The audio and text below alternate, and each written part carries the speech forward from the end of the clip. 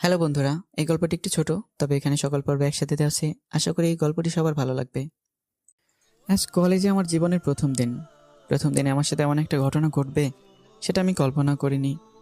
ক্যাম্পাসে অনেক মানুষের সামনে একটা মেয়েকে প্রপোজ করার জন্য সে আমাকে থাপ্পড় মারলো। আমি অবাক হয়ে তাকিয়ে রইলাম তার দিকে।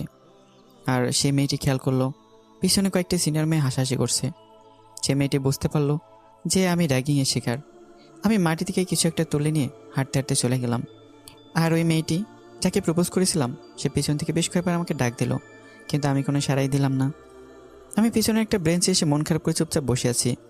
গ্রাম থেকে শহরে আসছি লেখাপড়ার জন্য, তাই শহরের সব ছেলেদের মতো এত সাজগোজ নেই আমার মাঝে।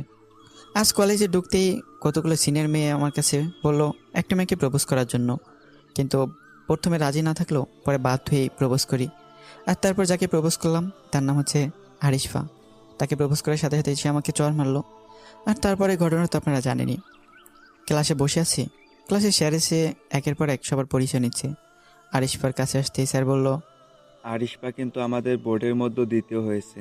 যেহেতু সে পাশের স্কুল থেকে এসএসসি পরীক্ষায় অংশগ্রহণ নিয়েছে, তাই তার পরিবারের সাথে কথা বলে তাকে আমাদের কলেজে ভর্তি করিয়ে নেওয়া হয়েছে।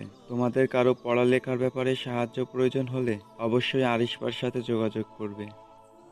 সবাই আরিশফার জন্য এক হাততালি দিল। পুরো ক্লাসের হাততালি শব্দে আমি একবার মাথা তুলে চারপাশে চোখ বুলিয়ে নিলাম। সবার শেষে ছেলেটাই হচ্ছে আমি।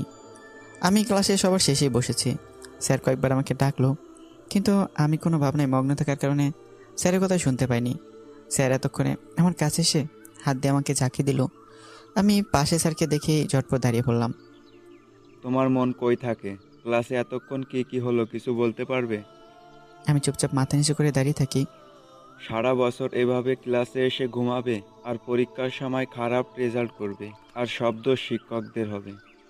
আমি কাঁপা কাঁপা গলায় বললাম, সরি স্যার, এমনটা আর হবে না। নাম কি তোমার? পিয়াস। রেজাল্ট কি? সামন থেকে একজন ছেলে বলল, স্যার দেখেই বুঝতে পারছেন না, চারপাশে দেখে লিখে পাশ করেছে। ছেলেটির কথা সবাই হাসতে শুরু করলো। আরিশ এতক্ষণ খাতায় আঁকিবুকি করছিল।